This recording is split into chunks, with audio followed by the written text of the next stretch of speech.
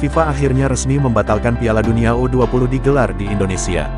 FIFA bakal mengumumkan negara mana yang akan menjadi pengganti Indonesia untuk jadi tuan rumah. Keputusan FIFA tersebut secara otomatis membuat timnas U20 Indonesia gagal tampil di Piala U20.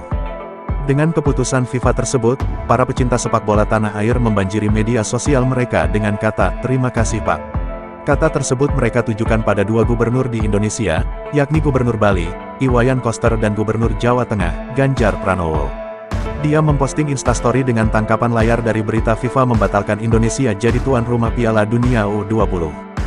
Dalam tangkapan layar itu, Aditya Arya Nugraha menuliskan, "Terima kasih Pak," ditambahi dengan emot sedih. Hal serupa juga diposting Frankie Deanermisa. Dia juga memposting hal yang sama dengan Aditya Arya Nugraha. Kemudian di slide selanjutnya, sang pemain memposting dirinya bersama timnas U20. Dalam postingan itu Frankie menambahkan tulisan, "Hanya mimpi." Dengan pembatalan penyelenggaraan Piala Dunia U20 di Indonesia, akan berdampak pada timnas Indonesia di gelaran Piala Asia dan wakil klub-klub Liga 1 yang akan berlaga pada turnamen AFC, Liga Champion Asia. AFC Cup terutama PSM Makassar yang sudah memastikan satu tiket ke AFC Cup. Hancur sudah harapan dan mimpi anak bangsa dalam dunia sepak bola Indonesia.